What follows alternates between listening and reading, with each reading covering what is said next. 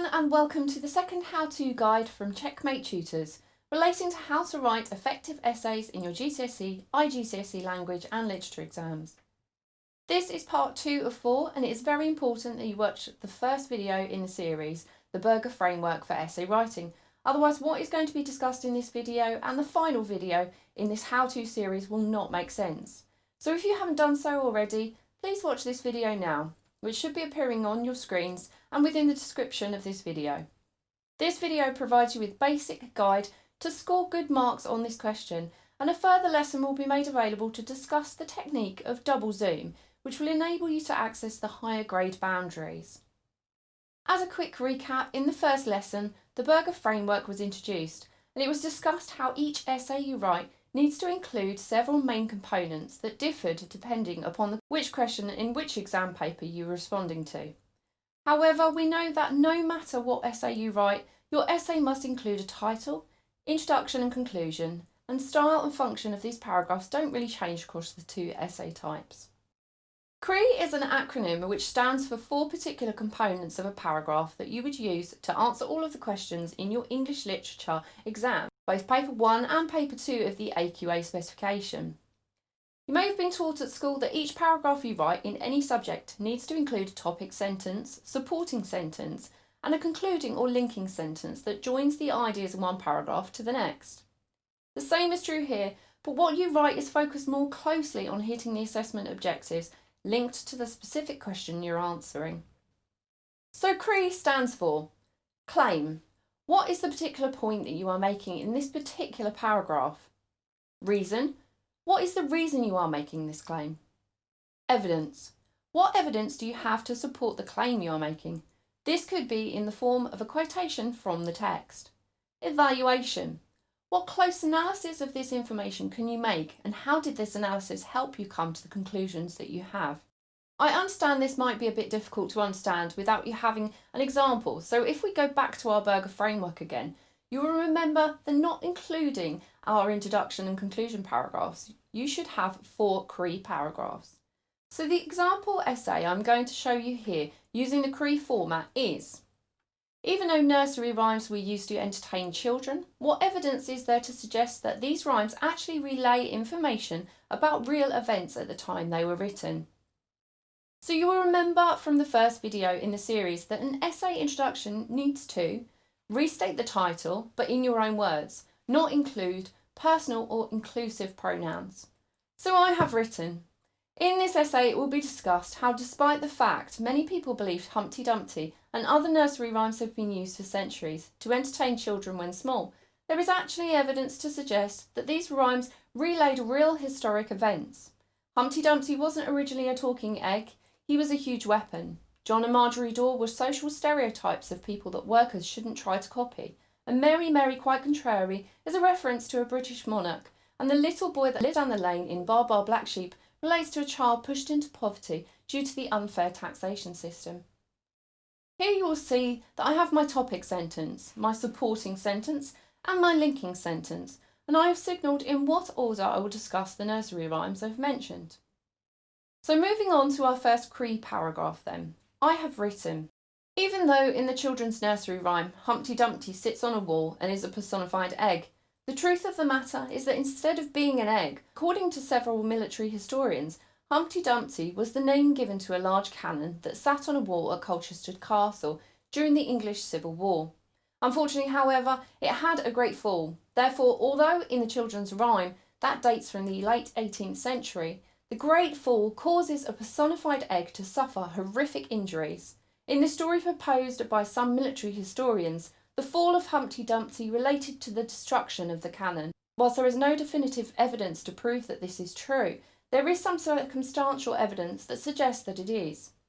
Cannons during this period often had cast iron exteriors, and if they were hit by an object with any great force, they would crack like a dinner plate hitting the floor and become useless.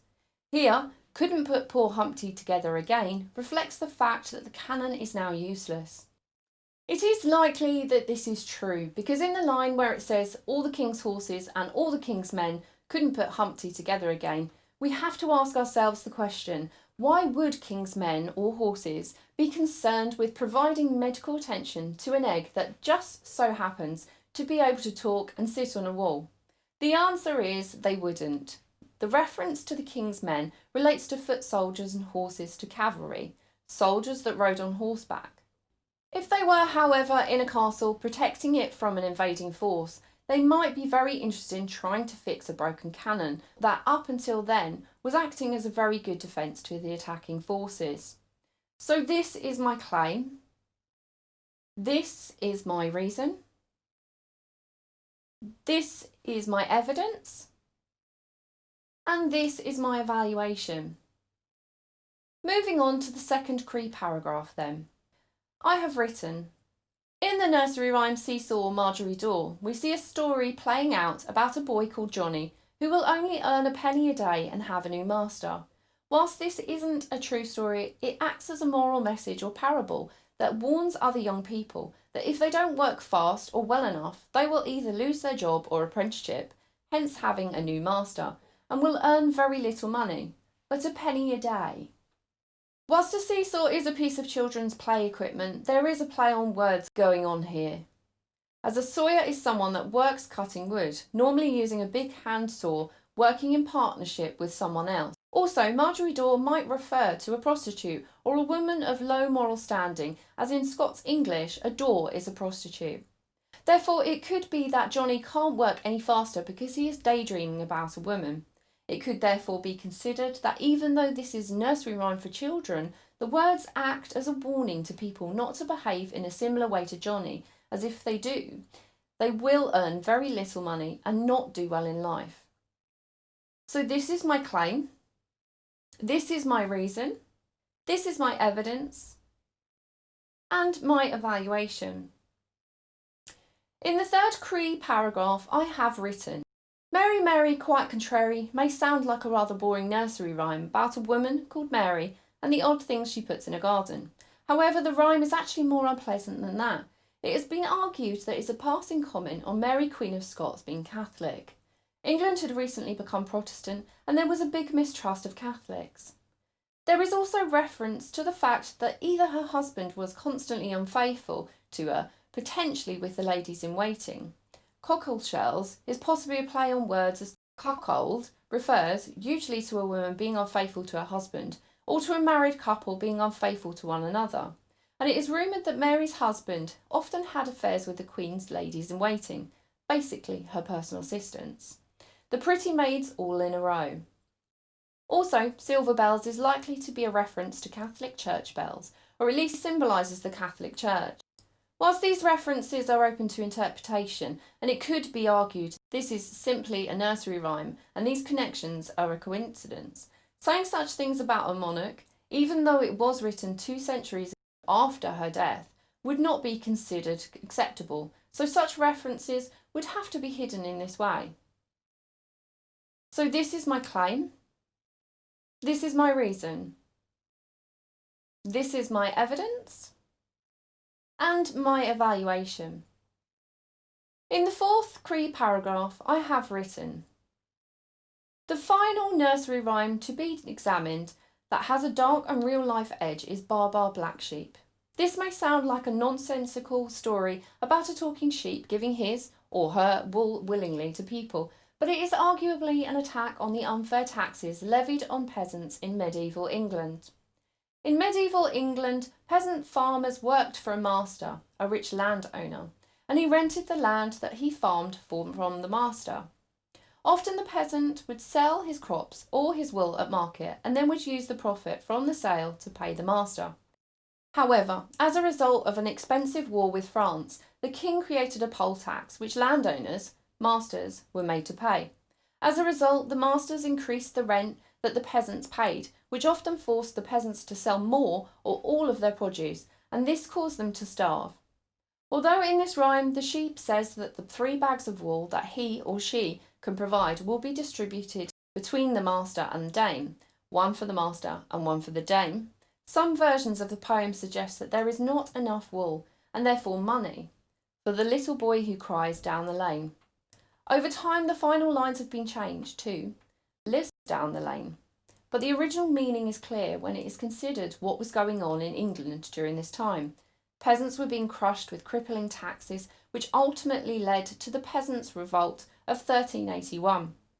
In more simple terms, if the nursery rhyme is accurate in its representation of the taxation system in England at the time, 66% of the peasant's produce, in this case wool, is given to the landowner or master and church officials.